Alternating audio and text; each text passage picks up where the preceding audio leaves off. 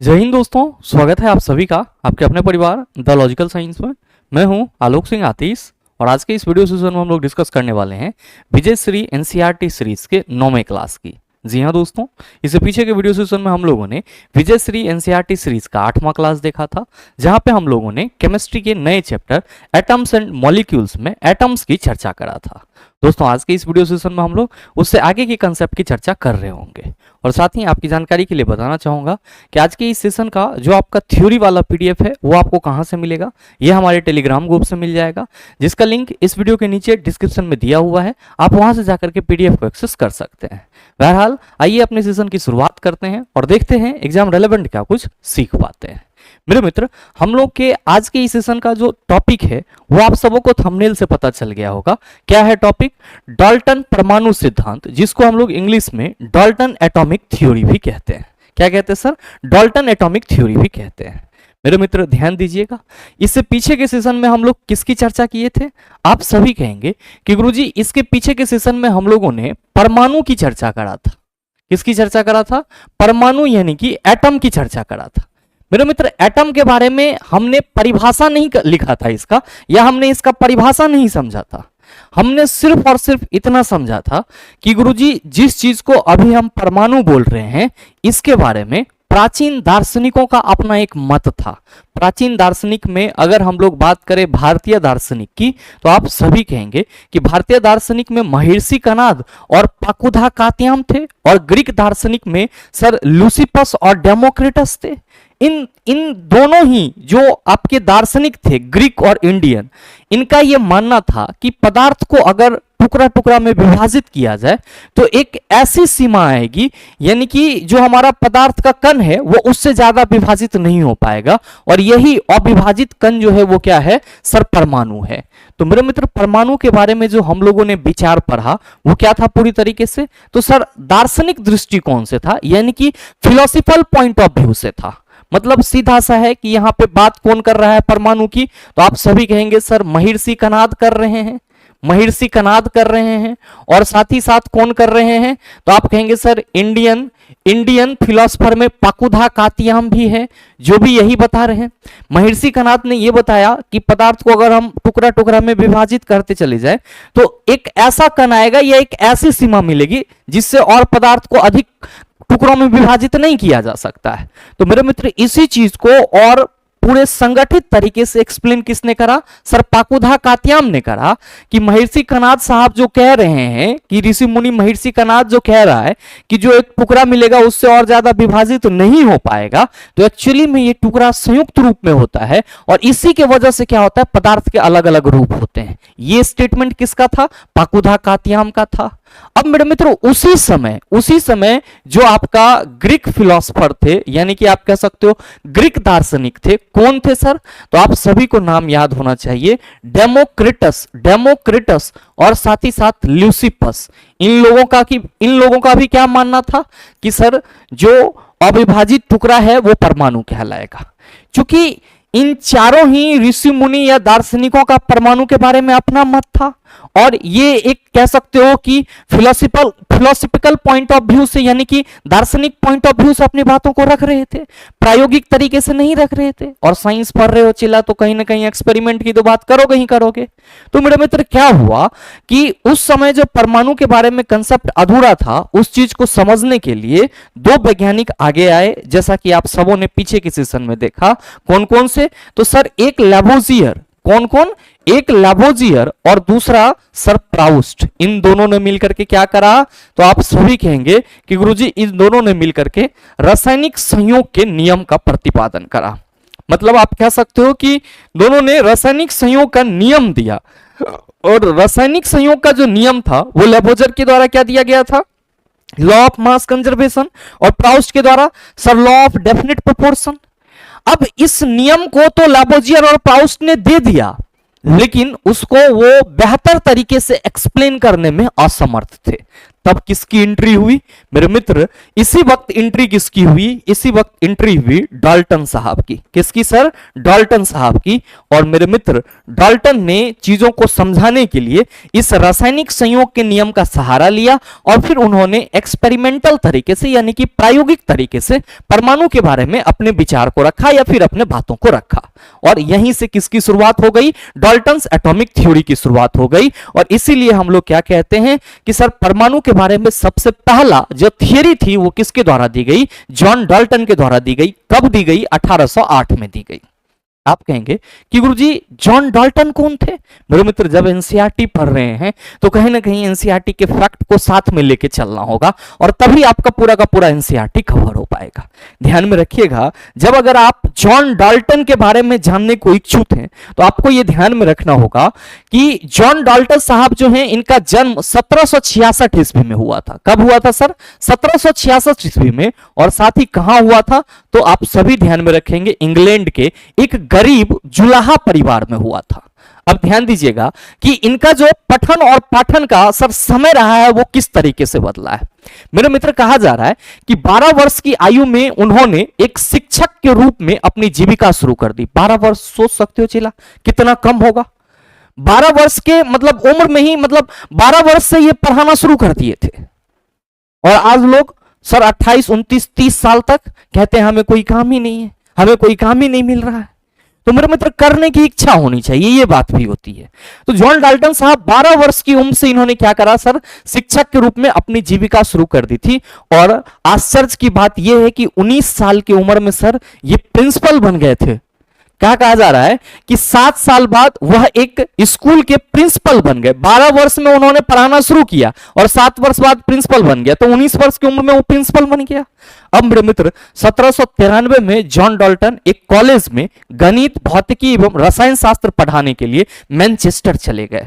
जब उन्होंने देखा कि स्कूल में हम बच्चों को अच्छे से सिखा पा रहे हैं चीजों को, तो उनके मन में आई कि क्यों ना हम कॉलेज के बच्चों के साथ रूबरू हो। और कॉलेज में वो क्या पढ़ाने लगे सर? पीसीएम, फिजिक्स, केमिस्ट्री और मैथ।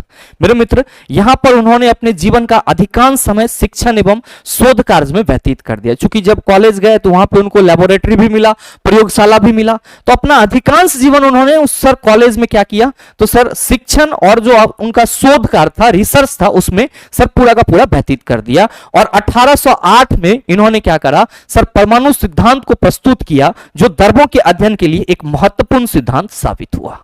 तो आप सोच सकते हो कि जॉन डाल्टन साहब जिनका जन्म 1766 ईस्वी में एक गरीब जुलाहा परिवार में हुआ था, उसने अपने उस वक्त गरीबी को समझते हुए 12 वर्ष की उम्र में पढ़ाना शुरू कर दिया।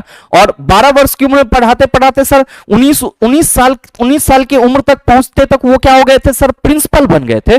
और फिर मेरे मित्र आगे वो कॉलेज में गए तो वहां पे उनको लेबोरेटरी मिला, प्रयोगशाला मिला, और फिर वो अपना रिसर्च जो है वो जारी रखे। और 1808 में फाइनली उन्होंने क्या करा सर? परमाणु सिद्धांत दिया, जो कि सर द्रव्य के प्रकृति को समझने में बहुत ही हेल्पफुल रहा, या आप कह सकते हो बहुत ही उपयोगी हुआ। अब मेरे मित्र आपको यहां पे ये ध्यान में रखना होगा कि डाल्टन के परमाणु सिद्धांत की जरूरत क्यों पड़ी। मेरे मित्र इसके लिए एनसीईआरटी कहता है कि द्रव्यों की प्रकृति के बारे में एक आधारभूत सिद्धांत प्रस्तुत किया गया डाल्टन के द्वारा। डाल्टन ने द्रव्यों के विभाज्यता का विचार प्रदान किया, जिसे उस समय तक दार्शनिकता माना जाता था। क्योंकि जो परमाणु के बारे में एक कंसेप्ट चल रही थी अलग अलग ऋषि मुनियों के द्वारा, वो सर प्रायोगिक नहीं था, वो सिर्फ और सिर्फ एक दार्शनिक आधार पर बोला गया स्टेटमेंट था, उसका कोई सैद्धांतिक रूप से प्रूफ अवेलेबल नहीं था। तो डाल्टन साहब रिसर्च कर रहे थे कॉलेज में, तो उन्होंने अपने इस परमाणु के बारे में सर परसेप्शन ही बदल दिया। क्योंकि वो प्रयोग कर रहे थे, उस आधार पर उन्होंने सारी चीजों को एक्सप्लेन करा। तो आप सबों को ये ध्यान में रखना होगा कि डाल्टन ने द्रव्यों की विभाज्यता का विचार प्रदान किया, जो कि उस समय क्या था सर? दार्शनिकता माना जाता था। ग्रीक दार्शनिकों के द्वारा द्रव्यों के सूक्ष्मतम अविभाजकन, जिसे परमाणु नाम दिया गया, उसे डाल्टन ने भी क्या नाम दिया सर? परमाणु नाम ही दिया। और डाल्टन का यह सिद्धांत रासायनिक संयोजन के नियम पर आधारित था। मेरे मित्र डाल्टन के परमाणु सिद्धांत ने द्रव्यमान के संरक्षण के नियम एवं निश्चित अनुपात के नियम की युक्ति संगत व्याख्या की। अभी जस्ट मैंने आपको बताया कि मेरे मित्र जो लावोजियर और पाउस्ट साहब के द्वारा द्रव्यमान संरक्षण नियम और निश्चित अनुपात का नियम दिया गया था, वो तो एक स्टेटमेंट के रूप में बता दिए। कि अगर कहीं पे केमिकल रिएक्शन हो रही है तो जितना रिएक्टेंट होगा उतना ही हमारा प्रोडक्ट बनेगा। अब जितना रिएक्टेंट होगा उतना ही प्रोडक्ट बनेगा, क्यों बनेगा? इस चीज को बताने में उस वक्त लैवोजियर साहब भी फेल थे, इसीलिए क्योंकि जो रिएक्टेंट के रूप में हम एलिमेंट ले रहे थे उसके सर मास की चर्चा नहीं की गई थी कहीं पे। वो तो हम लोग लैब में माप के देख रहे थे तो आ रहा था, लेकिन एग्जैक्ट वैल्यू क्या है ये तो उस वक्त वैज्ञानिकों को पता नहीं था। और इसी तरीके से सर जो प्राउस साहब ने नियम दिए थे कि अगर हम वाटर की बात करते हैं, H2O की बात करते हैं, तो इसमें हाइड्रोजन और ऑक्सीजन हमेशा 1:8 के रेशियो में होगा। तो ये 1:8 के रेशियो के लिए परमाणु द्रव्यमान की जानकारी भी तो होनी चाहिए, लेकिन उस वक्त थी नहीं। तो मेरे मित्र इसी चीज को समझाने के लिए किसको आना पड़ा? डाल्टन साहब को आना पड़ा। और डाल्टन साहब ने क्या करा? तो सर रासायनिक संयोग के नियम से ही अपना एक अलग पोस्टुलेट तैयार किया जिसको हम लोग डाल्टन का परमाणु सिद्धांत कहते हैं। और साथ ही उन्होंने क्या किया सर? तो सर अपने सिद्धांत के सहारे जो लैवोजियर का द्रव्यमान संरक्षण का नियम था और निश्चित अनुपात का नियम था उसका युक्ति संगत एक्सप्लेनेशन दिया, यानी कि व्याख्या किया। तो मेरे मित्र की फैक्ट यहां से क्या निकल रहे हैं? की फैक्ट यहां से ये निकल रहे हैं, अगर आपसे कभी ये सवाल पूछा जाए कि डाल्टन का परमाणु सिद्धांत कब दिया गया, डाल्टन का परमाणु सिद्धांत, डाल्टन का परमाणु सिद्धांत, डाल्टन का परमाणु सिद्धांत कब दिया गया, तो आप सभी ये याद रखना, आप सभी ये याद रखना कब दिया गया। तो आप सभी क्या कहेंगे? आप सभी कहेंगे गुरुजी डाल्टन का परमाणु सिद्धांत 1808 में दिया गया। कब दिया गया? 1808 में दिया गया। याद रखिएगा इसी पॉइंट में क्या कहा जा रहा है कि डाल्टन का यह सिद्धांत रासायनिक संयोजन के नियम पर आधारित था। तो कई बार आपसे यह सवाल पूछा जाता है कि डाल्टन का परमाणु सिद्धांत निम्नलिखित में से किस नियम पर आधारित था? आप कहेंगे रासायनिक संयोजन के नियम पर आधारित था। तो चलिए जी इसको मेंशन करेंगे, इसको मेंशन करेंगे। क्या मेंशन करेंगे? कि डाल्टन का परमाणु सिद्धांत, डाल्टन का परमाणु सिद्धांत, डाल्टन का परमाणु सिद्धांत आधारित था, आधारित था। क्या कहिएगा? आप सभी कहेंगे, आप सभी कहेंगे कि गुरुजी डाल्टन का जो परमाणु सिद्धांत था वो रासायनिक संयोजन के नियम पे आधारित था। किस पे आधारित था? रासायनिक संयोजन के नियम पर आधारित था। बोले तो लॉ ऑफ केमिकल कॉम्बिनेशन के रूल पे आधारित था। ठीक है, तो दो क्वेश्चन तो आपके यहां से बन जाएंगे। अब यहां पे ध्यान देंगे, कहा जा रहा है कि डाल्टन के परमाणु सिद्धांत ने द्रव्यमान के संरक्षण के नियम एवं निश्चित अनुपात के नियम की युक्ति संगत व्याख्या की। तो सवाल आपसे यह कर लिया जाता है कि द्रव्यमान संरक्षण सिद्धांत और निश्चित अनुपात के नियम की युक्ति संगत व्याख्या निम्नलिखित में से किस सिद्धांत के द्वारा किया जाता है? आप कहेंगे डाल्टन के परमाणु सिद्धांत के द्वारा किया जाता है। तो मेरे भाई आप सभी इस चीज को भी यहां पे पॉइंट आउट करेंगे, इस चीज को भी क्या करेंगे सर? पॉइंट आउट करेंगे कि द्रव्यमान संरक्षण सिद्धांत, द्रव्यमान संरक्षण सिद्धांत, द्रव्यमान संरक्षण सिद्धांत एवं द्रव्यमान संरक्षण सिद्धांत एवं निश्चित अनुपात का नियम एवं निश्चित अनुपात एवं निश्चित अनुपात के नियम का युक्ति संगत व्याख्या, युक्ति संगत व्याख्या, युक्ति संगत व्याख्या डाल्टन, डाल्टन परमाणु सिद्धांत से, डाल्टन परमाणु सिद्धांत से, डाल्टन परमाणु सिद्धांत से की जा सकती है, या युक्ति संगत व्याख्या डाल्टन परमाणु सिद्धांत के द्वारा, सिद्धांत के द्वारा की गई, के द्वारा की गई। अब मेरे मित्र आप सबों के मन में आ रहा होगा कि सर आपने डाल्टन परमाणु सिद्धांत क्या है ये तो बताया ही नहीं और उस पे आपने 3 क्वेश्चन बता दिया। मेरे मित्र ये तीनों क्वेश्चन आपके लिए भी आए हैं और आपको ये किसी भी बुक में नहीं मिलेगी। जितने भी आपको मार्केट में कॉम्पिटिटिव एग्जाम की बुक देखने को मिल रही है वहां पे कहीं पे भी नहीं मिलेगी, क्योंकि सिर्फ डाल्टन के परमाणु सिद्धांत के नाम से ही 3 क्वेश्चन बन पड़ते हैं, इसीलिए ये बताना जरूरी था। Now the point is that sir what is Dalton atomic theory. Point तो हमारा यह है कि डाल्टन एटॉमिक थ्योरी है क्या। तो मेरे मित्र जैसा कि आपको एनसीईआरटी पहले ही क्लियर कर दिया है कि डाल्टन ने द्रव्यों की विभाज्यता का विचार प्रदान किया, तो मेरे मित्र आप सबों को यह ध्यान में रखना होगा कि डाल्टन ही ऐसे पहले व्यक्ति थे जिन्होंने यह बताया प्रायोगिक तौर पे, ध्यान में रखिएगा, फिलोसफिकल पॉइंट ऑफ व्यू से नहीं, दार्शनिक पॉइंट ऑफ व्यू से नहीं, एक्सपेरिमेंट के बेस पे डाल्टन ही ऐसे पहले व्यक्ति थे जिन्होंने ये बताया कि सर प्रत्येक पदार्थ एक सूक्ष्म कण से मिलकर बना होता है जिसे परमाणु कहा जाता है, और ये परमाणु क्या होते हैं, अविभाज्य होते हैं। क्या होते हैं, अविभाज्य होते हैं। और डाल्टन के एटॉमिक थ्योरी का ये पहला लाइन था। तो मेरे मित्र, डाल्टन ने अपने सिद्धांत में, परमाणु के सिद्धांत में जो पहला लाइन बोला वो क्या था कि प्रत्येक पदार्थ परमाणु से मिलकर बने होते हैं, और परमाणु क्या है, अविभाज्य कण है, इसको टुकड़ा टुकड़ा में बांटा नहीं जा सकता है। और फिर मेरे मित्र, डाल्टन ने अपने पोस्टुलेट में दूसरा लाइन क्या लिखा, इन्होंने लिखा कि एक ही परमाणु के जो रासायनिक गुण होंगे और साथ ही साथ उसका जो द्रव्यमान होगा वे सब तरह से सदृश होंगे, और भिन्न भिन्न तत्वों के जो परमाणु होंगे उसका जो रासायनिक गुण होगा वो क्या होगा, उसमें भिन्नता होगी। मेरे मित्र, अकॉर्डिंग टू एनसीईआरटी अगर हम लोग डाल्टन के परमाणु सिद्धांत की बात करते हैं तो यहां पे उन्होंने पॉइंट करके लिखा है, क्या लिखा है कि सभी द्रव्य परमाणु से निर्मित होते हैं। सभी द्रव्य बोले तो सर यहां पे सभी पदार्थ की बात की जा रही है। और मेरे मित्र, ये परमाणु ही रासायनिक अभिक्रिया में भाग लेते हैं। परमाणु ही क्या करते हैं सर, रासायनिक अभिक्रिया में भाग लेते हैं। हालांकि यहां पे ये चीज आप नहीं भी याद रखेंगे तो चलेगा, क्योंकि आगे तो हम एलॉबरेट करेंगे ही एटम को। साथ ही मेरे मित्र, फिर इन्होंने अपने दूसरे पोस्टुलेट में कहा कि परमाणु अविभाज्य सूक्ष्मतम कण होते हैं जो रासायनिक अभिक्रिया में ना तो सृजित होते हैं और ना ही उनका विनाश होता है। तो मेरे मित्र, डाल्टन ने यह बताया कि परमाणु अविभाज्य कण है, और ये जो है किसी भी रासायनिक अभिक्रिया में ना तो उत्पन्न हो सकता है और ना ही उसका विनाश हो सकता है। फिर तीसरे में उन्होंने यह बताया कि दिए गए तत्वों के सभी परमाणु का द्रव्यमान एवं रासायनिक गुणधर्म समान होता है, और फिर भिन्न भिन्न तत्वों के परमाणुओं के द्रव्यमान एवं रासायनिक गुणधर्म भिन्न भिन्न होते हैं, और भिन्न भिन्न तत्वों के परमाणु परस्पर छोटी पूर्ण संख्या के अनुपात में संयोग कर यौगिक निर्मित करते हैं, और किसी भी यौगिक में परमाणुओं की सापेक्ष संख्या एवं प्रकार निश्चित होते हैं। ये पूरा का पूरा क्या है सर, डाल्टन्स एटॉमिक थ्योरी है, या आप यूं कह लो सर डाल्टन का परमाणु सिद्धांत है। तो मेरे मित्र, यहां से एक सवाल आपका बन पड़ता है कि निम्नलिखित में से किस वैज्ञानिक के अनुसार परमाणु अविभाज्य कण है। आप कहेंगे सर डाल्टन के अनुसार परमाणु अविभाज्य कण है। तो मेरे मित्र, आप सभी इस चीज को पहले स्पेशल हिंट डाल करके लिख लो, फिर अभी हम डाल्टन एटॉमिक थ्योरी को और बेहतर तरीके से आपके माइंड में सेट करने का प्रयास करेंगे। ध्यान में रखिएगा, इतना ही परमाणु सिद्धांत नहीं है, ये तो एनसीईआरटी सिर्फ हिंट दिया है। आपके एग्जाम में डाल्टन के परमाणु सिद्धांत के दोष से भी सवाल पूछे जाते हैं, इसके गुण से भी सवाल पूछे जाते हैं। इसकी चर्चा तो एनसीईआरटी नहीं करा है। तो मेरे मित्र, क्या हम इसको नहीं पढ़ेंगे? बिल्कुल पढ़ेंगे। पहले आप क्या नोट करेंगे? पहले आप नोट करेंगे कि डाल्टन के अनुसार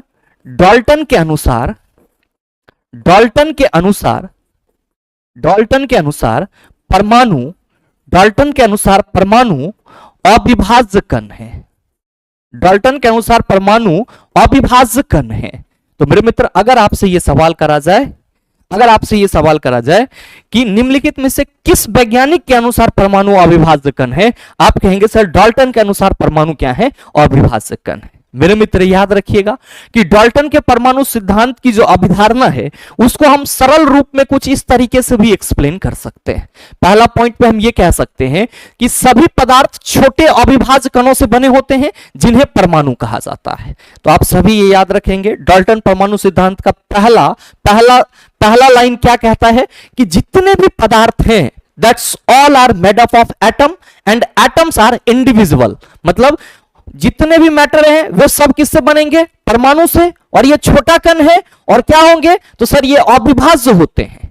साथ ही मेरे मित्र ध्यान में रखिएगा कि किसी विशिष्ट तत्व के सभी परमाणु द्रव्यमान, आकार और अन्य गुणों में समान होते हैं। हालांकि विभिन्न तत्वों के परमाणु अलग अलग गुण प्रदर्शित करते हैं और द्रव्यमान और आकार में भिन्न भिन्न होते हैं।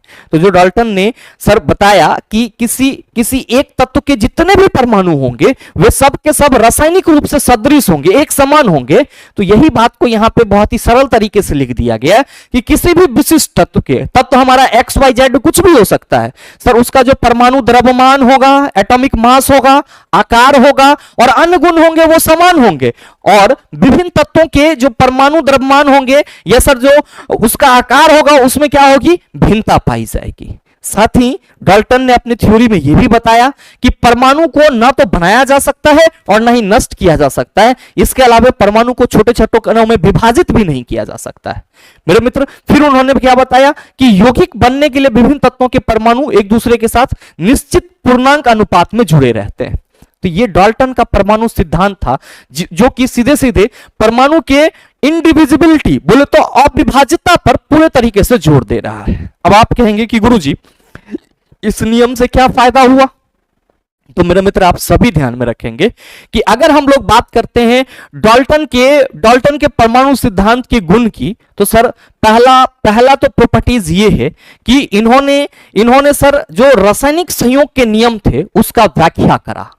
इन्होंने क्या करा, रासायनिक संयोग के नियम का व्याख्या करा। और मेरे मित्र साथ ही उस समय चूंकि परमाणु के बारे में कोई आप कह सकते हो कि इस तरह का कंसेप्ट नहीं था, तो जब डाल्टन साहब का ये थ्योरी आया तो कहीं ना कहीं उस समय साइंस के विकास में बहुत ज्यादा क्या हुआ सर, मदद हुआ। तो आप ये कह सकते हो कि सर जो डाल्टन परमाणु सिद्धांत का गुण है उसमें मुख्य गुण क्या है, आप सभी ध्यान में रखेंगे। अगर आपसे कभी ये सवाल कर लिया जाए कि डाल्टन परमाणु सिद्धांत का गुण क्या है, डाल्टन परमाणु सिद्धांत का गुण, तो आप सभी ध्यान में रखेंगे डाल्टन परमाणु सिद्धांत का गुण जो है वो क्या है, तो आप सभी ये याद रखिएगा स्पेशल हिंट के रूप में।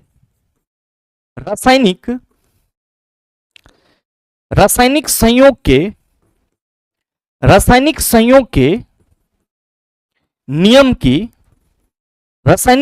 के नियम की युक्ति संगत व्याख्या। क्या कहेंगे, रासायनिक संयोग के नियम की युक्ति संगत व्याख्या। अब मेरे मित्र आप सभी कहेंगे कि गुरुजी ये चीज तो आपने कई बार बता दिया कि डाल्टन परमाणु सिद्धांत के अनुसार रासायनिक संयोग के नियम का युक्ति संगत व्याख्या हुआ, तो सर ये कैसे संभव हुआ। मेरे मित्र आप सभी ये ध्यान में रखेंगे कि डाल्टन साहब जो यहां पे ये कह रहे हैं कि किसी विशिष्ट तत्व के सभी परमाणु द्रव्यमान आकार और अन्य गुणों में समान होते हैं और विभिन्न तत्व के परमाणु अलग अलग गुण प्रदर्शित करते हैं और द्रव्यमान और आकार में भिन्न होते हैं, और परमाणु को न तो बनाया जा सकता है और न ही नष्ट किया जा सकता है। इसके अलावा परमाणु को छोटे छोटे कणों में विभाजित नहीं किया जा सकता है। तो मेरे मित्र यहां पे जो शब्द कहा जा रहा है कि परमाणु को न तो बनाया जा सकता है और न ही सर नष्ट किया जा सकता है, तो कहीं ना कहीं परमाणु जो है वो क्या है, तो सर स्थिर है। और डाल्टन के अनुसार अगर चीजें स्थिर है, इसका ना तो सृजन हो सकता है और ना ही विनाश हो सकता है, तो कहीं ना कहीं उसका जो मास होगा वो क्या होगा, कंजर्व होगा। और प्रत्येक परमाणु का अपना कुछ ना कुछ द्रव्यमान होगा। जैसे आप सभी कहते हो कि गुरुजी अगर कार्बन और ऑक्सीजन आपस में अभिक्रिया करे तो ये कार्बन मोनोऑक्साइड बना लेगा। क्या बना लेगा, कार्बन मोनोऑक्साइड बना लेगा। अब आपको यह मालूम है कि कार्बन का एटॉमिक मास कितना होता है 12 और ऑक्सीजन का एटॉमिक मास कितना होता है, तो आप सभी कहते हैं कि गुरुजी 16। तो 12 और 16 कितना हुआ, आप कहेंगे सर 6 2 8 और 1 1 2 28 हो गया। और कार्बन मोनोऑक्साइड आप कहेंगे सर मॉलिक्यूलर वेट निकालेंगे तो 12 + 16 ये भी क्या हो जाएगा हमारा 16 12 28 हो जाएगा। तो ये तो परमाणु द्रव्यमान आपको याद है, इसीलिए ना आपने कह दिया कि सर रिएक्टेंट और प्रोडक्ट बराबर है। लेकिन उस वक्त परमाणु द्रव्यमान की जानकारी ही नहीं थी वैज्ञानिक के पास। उस वक्त परमाणु द्रव्यमान की जानकारी ही नहीं थी और कोई यहां तक पहुंच ही नहीं पा रहा था। सिर्फ और सिर्फ लेबोरेटरी में रिएक्टेंट और प्रोडक्ट के जो मास थे उसको मापा जा रहा था, लेकिन वो मास कहां से आ रहा है इस बात का आइडिया किसी को नहीं था। तो मेरे मित्र वहीं पे डाल्टन साहब का यह सिद्धांत क्या क्लियर करा कि परमाणु को ना तो बनाया जा सकता और ना ही नष्ट किया जा सकता है। तो डाल्टन साहब का यह सिद्धांत ने बताया कि यहां पे चूंकि परमाणु रासायनिक अभिक्रिया में भाग ले रहा है, तो जाहिर सी बात है कि ये जो हमारा कार्बन है इसका जो परमाणु होगा उसका कुछ ना कुछ द्रव्यमान होगा, और जब द्रव्यमान होगा तो जाहिर सी बात है कि सर उसको ना तो क्रिएट किया जाएगा और ना ही क्या किया जाएगा सर उसको नष्ट किया जाएगा।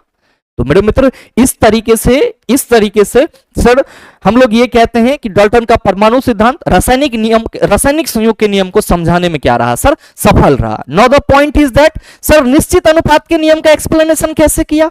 तो मेरे मित्र आप सभी को मालूम है कि अगर ये कार्बन मोनोऑक्साइड है तो आप सभी कहते हैं सर इस कार्बन और ऑक्सीजन का जो मास है उसका रेशियो हम 12:16 लिख सकते हैं। तो यहां पे 2 6 12, 2 8 16, 2 3 6, 2 4 8, 3:4 कितना आया sir 3:4।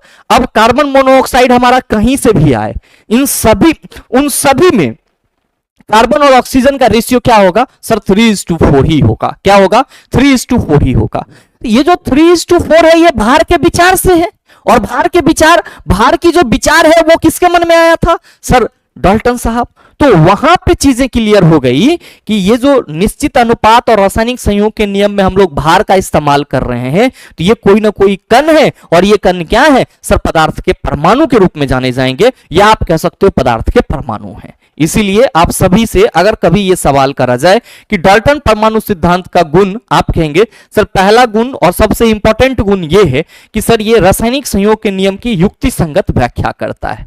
Now the point is that sir Dalton परमाणु सिद्धांत का दोष क्या था, इससे भी हमारे एग्जाम में सवाल पूछे जाते हैं। What are the drawback of Dalton's atomic theory. तो मेरे मित्र आप सभी ये ध्यान में रखना, अगर हम लोग बात करेंगे डाल्टन के परमाणु सिद्धांत, डाल्टन के परमाणु सिद्धांत के दोष की, डाल्टन के परमाणु सिद्धांत का दोष, डाल्टन परमाणु सिद्धांत का दोष यानी कि ड्रॉबैक, तो आप सभी ध्यान में रखिएगा, आप सभी ध्यान में रखिएगा कि डाल्टन बाबा ने पहले क्या बताया।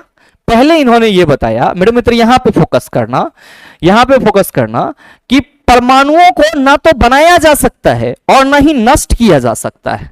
मतलब परमाणु ना तो क्रिएट होगा और ना ही नष्ट होगा। और फिर ये सबसे पहले ये क्लियर कर चुके हैं कि परमाणु अविभाज्य कण होते हैं, यानी कि परमाणु वैसा कण है जिसको ना तो हम बना सकते हैं और ना ही इसका हम नाश कर सकते हैं, और ये क्या है अविभाज्य है, यानी कि टुकड़ा टुकड़ा में नहीं बटेगा। लेकिन मेरे मित्र ये तो तब की बात थी जब डाल्टन साहब जिंदा थे 1808।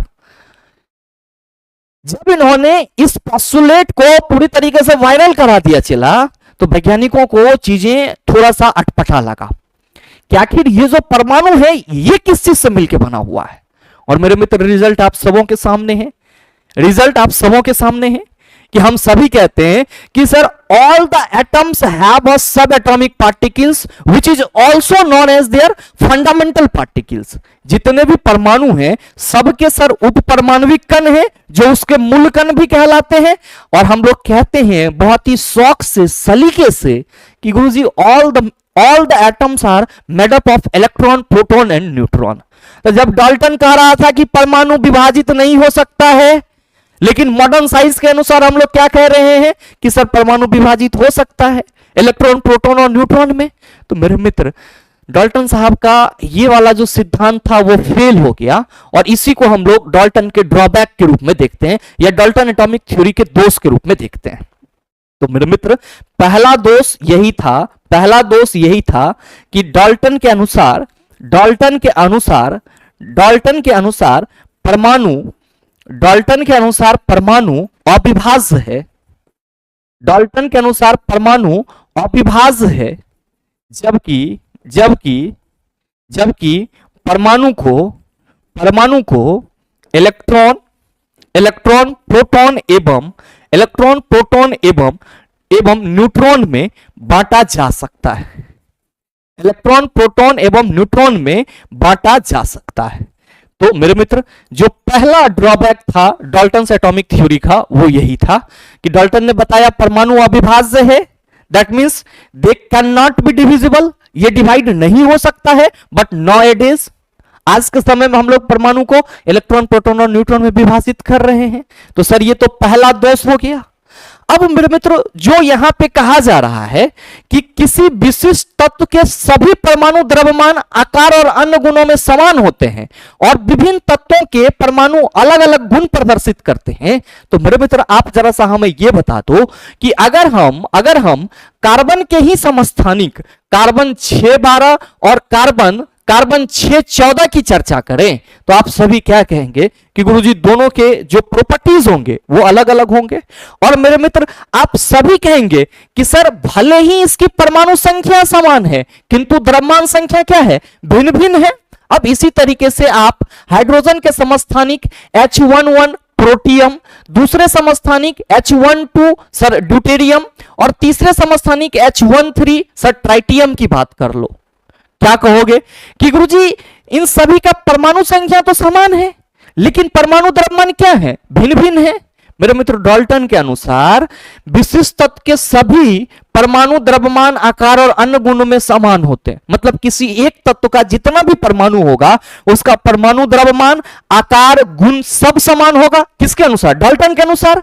लेकिन समस्थानिक के बारे में आप क्या कहते हो कि सर वैसे तत्वों के परमाणुओं का समूह जिसकी परमाणु संख्या समान हो किंतु द्रव्यमान संख्या भिन्न भिन्न हो, तो कार्बन 612 और कार्बन 614 है तो एक ही तत्व के परमाणु, लेकिन इसकी परमाणु संख्या समान है, क्या परमाणु द्रव्यमान सर समान है? आप कहेंगे नहीं समान है। तो मेरे मित्र डाल्टन बाबा का जो थ्योरी था वो यहीं पे आके फंस गया। समस्थानिक को वो अच्छे से एक्सप्लेन नहीं कर पा रहे थे। उनके द्वारा जो ये बताया गया कि किसी एक ही तत्व के सभी परमाणु का परमाणु द्रव्यमान समान होगा, तो फिर समस्थानिक को हम कैसे एक्सप्लेन करें? समस्थानिक में तो परमाणु संख्या समान है लेकिन द्रव्यमान भिन्न भिन्न है। तो मेरे मित्र आप ये कह सकते हैं कि sir it is the second most important drawback of Dalton's atomic theory, that's Dalton atomic theory can't explain the isotopes of the element. मतलब ये भी डाल्टन एटॉमिक थ्योरी का एक महत्वपूर्ण ड्रॉबैक था या दोष था कि वो समस्थानिक को एक्सप्लेन नहीं कर पाए। और मेरे मित्र सिर्फ समस्थानिक ही नहीं, इन्होंने आइसोबार यानी कि समभारिक के बारे में भी कुछ विशेष ज्ञान नहीं दिया। कैसे नहीं दिया? तो मेरे मित्र आप सभी यहां पे देख पा रहे हो कि विभिन्न तत्व के परमाणु अलग अलग गुण प्रदर्शित करते हैं। ठीक है भाई, और कहा जा रहा है कि द्रव्यमान और आकार में भिन्न भिन्न होते हैं। मतलब अलग अलग तत्व के जो परमाणु द्रव्यमान होंगे वो अलग अलग होंगे, इनके अनुसार तो यही हुआ। लेकिन मेरे मित्र अगर आप गौर फरमाओ, किस पे गौर फरमाओ सर? आर्गन पे। तो आप कहते हो सर आर्गन 1840, पोटेशियम 1940 और कैल्शियम 2040। मेरे मित्र ये तीनों क्या हैं? समभारिक हैं, तीनों अलग अलग परमाणु हैं, लेकिन इन सब का एटॉमिक मास क्या है सर? समान है। तो आप क्या कहोगे कि गुरुजी डाल्टन साहब का ये रूल भी यहां पे फेल होता हुआ दिख रहा है कि इन्होंने जो बताया कि अलग अलग तत्वों के परमाणु द्रव्यमान अलग अलग होंगे, तो ये चीजें नहीं है। अलग अलग तत्वों के परमाणु द्रव्यमान समान भी हो सकते हैं, जिसको हम समभारिक के तौर पे जानते हैं, आइसोबार के तौर पे जानते हैं। तो मेरे मित्र आप ये भी कह सकते हैं कि डाल्टन के जो परमाणु सिद्धांत हैं वो समस्थानिक और समभारिक को समझाने में पूरी तरीके से विफल रहा, और ये डाल्टन परमाणु सिद्धांत का एक महत्वपूर्ण दोष माना जाता है। तो पहला दोष अगर आपसे पूछेगा तो आप कहेंगे डाल्टन के अनुसार परमाणु अविभाज्य है, जबकि परमाणु को इलेक्ट्रॉन, प्रोटॉन और न्यूट्रॉन में बांटा जा सकता है। दूसरा दोष आप सभी लिख लेंगे कि डाल्टन का परमाणु सिद्धांत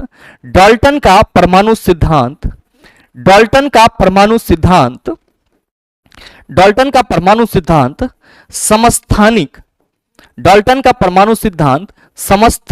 एवं समभारिक की व्याख्या नहीं करता।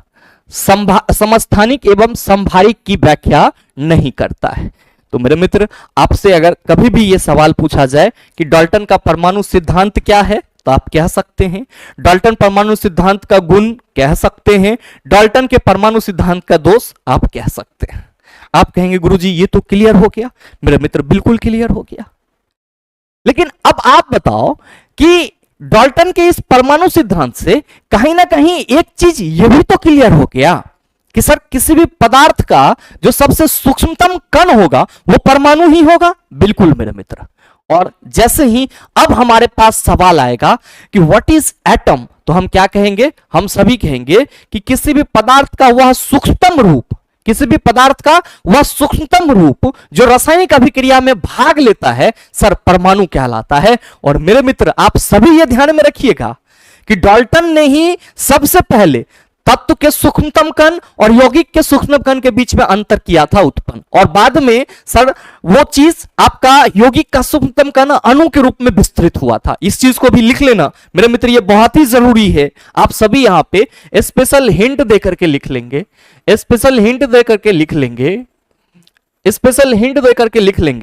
कि डाल्टन ने तत्व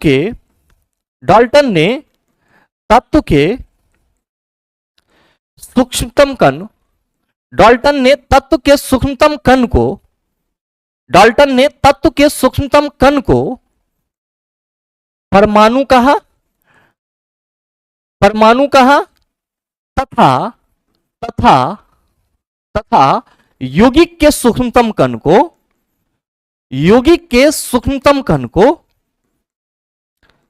सूक्ष्मतम कण को यौगिक परमाणु कहा था, यौगिक परमाणु कहा था, यौगिक परमाणु कहा था। मेरे मित्र याद रखिएगा कि यही यौगिक परमाणु बाद में चल करके किस में अपडेट हुआ सर, अणु में अपडेट हुआ था। तो ये चीजें भी आप सबों को ध्यान में रखना होगा कि डाल्टन ने तत्व के सूक्ष्मतम कण, डाल्टन ने तत्व के सूक्ष्मतम कण को परमाणु कहा, परमाणु कहा तथा यौगिक के सूक्ष्मतम कण को क्या कहा, आप सभी कहेंगे यौगिक परमाणु कहा। और डाल्टन ही पहले ऐसे वैज्ञानिक थे जिन्होंने तत्व और यौगिक के सूक्ष्मतम कणों के बीच में यह भिन्नता या आप कह सकते हो यह अंतर स्पष्ट करा था। आप कहेंगे चलो सर ये तो हो गया, अब हमें यह बता दो कि डाल्टन के परमाणु सिद्धांत के आधार पर हम लोग परमाणु को कैसे एक्सप्लेन कर सकते। मेरे मित्र बात कर लेते हैं हम लोग किसकी, बात कर लेते हैं एनसीईआरटी की।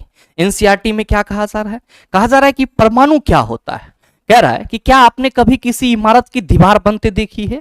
इन दीवारों से एक कमरा एवं कई कमरा के समूह से एक इमारत निर्मित होता है और उस विशाल इमारत की रचनात्मक इकाई क्या है। किसी बॉबी एंटी हिल की रचनात्मक इकाई क्या होती है, यह रेत का छोटा सा कण होता है और इस प्रकार सभी द्रव्यों की रचनात्मक इकाई परमाणु होती है। मतलब मेरे मित्र यहां पे सीधे सीधे जिस तरह हम लोग बायोलॉजी में आते हैं और ये कहते हैं कि कोशिका क्या होती है, तो हम कहते हैं कि सर कोशिका किसी भी जीवन की सबसे सूक्ष्मतम इकाई मानी जाती है। तो मेरे मित्र उसी तरीके से अगर हम लोग परमाणु की बात करते हैं तो क्या कहते हैं कि सर परमाणु जो है वो किसी भी पदार्थ की, सर किसी भी द्रव की रचनात्मक इकाई है, यानी कि स्ट्रक्चरल यूनिट है। क्या है सर, स्ट्रक्चरल यूनिट है। याद रखिएगा कि परमाणु का आकार बहुत छोटा होता है। क्या होता है सर, बहुत छोटा होता है। इतना छोटा होता है कि इसको देखने के लिए आपको या तो मेरे मित्र SEM जैसे माइक्रोस्कोप की सहारा लेनी पड़ेगी या फिर ETM जैसे माइक्रोस्कोप की सहारा लेनी पड़ेगी। और ध्यान में रखिएगा कि सामान्यतः परमाणु गोलीय अवस्था में होते हैं या गोलीय आकार के होते हैं और इसकी जो व्यास होती है वो 10⁻⁻15 मीटर होती है। तो आप सभी कहेंगे गुरुजी ये बात तो लिखना पड़ेगा। बिल्कुल मेरे मित्र लिखना पड़ेगा, आप सभी ये ध्यान में रखना। यहीं पे अगर हम लोग बात करेंगे किसकी, बात करेंगे सर अब परमाणु को एक्सप्लेन करने की या फिर हम परमाणु को परिभाषित करने की, तो इसको आप कई तरीके से परिभाषित कर सकते हैं, ठीक है। और सारा तरीका आपको मालूम है। पहला तो आप ये कह सकते हैं कि तत्व का सूक्ष्मतम कण, तत्व का सूक्ष्मतम कण, तत्व का सूक्ष्मतम कण परमाणु कहलाता है। तत्व का सूक्ष्मतम कण परमाणु कहलाता है। पहला परिभाषा चला ये हो गया, ठीक है। कोई दिक्कत, आप कहेंगे बिल्कुल नहीं है। अब दूसरा परिभाषा आप ये भी कह सकते हैं, दूसरा परिभाषा आप ये भी कह सकते हैं क्या कि पदार्थ का वह सूक्ष्मतम कण, पदार्थ का वह सूक्ष्मतम कण, पदार्थ का वह सूक्ष्मतम कण जो रासायनिक अभिक्रिया में भाग लेता है। पदार्थ का वह सूक्ष्मतम कण जो रासायनिक अभिक्रिया में, जो रासायनिक अभिक्रिया में भाग लेता है, भाग लेता है, परमाणु कहलाता है, परमाणु कहलाता है। तो दूसरा परिभाषा चला, आप इस तरीके से दे सकते हो। अब याद रखना तीसरा परिभाषा अगर आपके मन में आ रहा है तो आप सभी क्या कहेंगे, एनसीईआरटी की बातें कहेंगे। क्यों? क्योंकि कहा जा रहा है कि सभी द्रव्यों की रचनात्मक इकाई परमाणु होती है। तो मेरे मित्र आप सभी कहेंगे, आप सभी कहेंगे क्या कि प्रत्येक पदार्थ की या आप कह सकते हो पदार्थ मतलब द्रव, मैटर सभी समझ रहे हैं। पदार्थ की रचनात्मक इकाई, रचनात्मक इकाई, रचनात्मक गलत लिख दिया क्या चला, पदार्थ की रचनात्मक, रचनात्मक इकाई, रचनात्मक इकाई परमाणु कहलाता है। क्या कहलाता है? परमाणु कहलाता है। मेरे मित्र याद रखिएगा ये सब आपके वन लाइनर के रूप में क्वेश्चन मिल सकते हैं। ये तीनों पॉइंट क्वेश्चन है। सवाल आपसे यह भी पूछा जा सकता है कि विच of the following is the smallest unit of an element. आप कहेंगे सर एटम। फिर आप कहें, आपसे अगर यह सवाल पूछा जाए कि विच of the particles is participate in a chemical reaction, आप कहेंगे एटम। और फिर अगर आपसे यह सवाल करा जाए which of the following is known as the structural unit of the matter, आप फिर से कहेंगे सर परमाणु, यानी कि एटम। तो ये तीनों चीज आप सभी ध्यान में रखिएगा, ये आपके लिए इंपॉर्टेंट है। Now the point is that मेरे मित्र कि सर ये परमाणु जो है, ये जो परमाणु है इसका आकार कैसा होता है। तो मेरे मित्र स्पेशली आप सभी ध्यान में रखिएगा, आप सभी ये ध्यान में रखेंगे स्पेशल हिंट के रूप में, स्पेशल हिंट के रूप में क्या आप सभी ध्यान में रखना कि परमाणु समानतः गोलाकार होता है। परमाणु समानतः गोलाकार होता है। कैसा होता है, आप सभी कहेंगे सर एस्फेरिकल होता है। कैसा होता है, एस्फेरिकल होता है। और मेरे मित्र आप सभी ये भी ध्यान में रख लेना, आप सभी ये भी ध्यान में रख लेना कि परमाणु बहुत छोटा होता है। क्या होता है चिल्ला, आप सभी ध्यान में रखेंगे, बहुत छोटा होता है। तो ये 2 पॉइंट आप सभी ध्यान में रख लीजिएगा मेरे मित्र। इससे आगे भी आपकी क्लासेस चलती, लेकिन लाइट अचानक से कट चुकी है और ज्यादा खींचेंगे तो जो मैंने पढ़ाया है वो भी सेव नहीं हो पाएगा, तो फिर चीजें और बिगड़ जाएगी, क्योंकि यहां तक की पीडीएफ तो आप लोगों को चाहिए। तो इसके आगे हम लोग अगले क्लास में डील कर लेंगे। आज के लिए इतना ही रखते हैं, मिलते हैं फिर अगले वीडियो सेशन में। तब तक के लिए best of luck, thank you, have a nice day.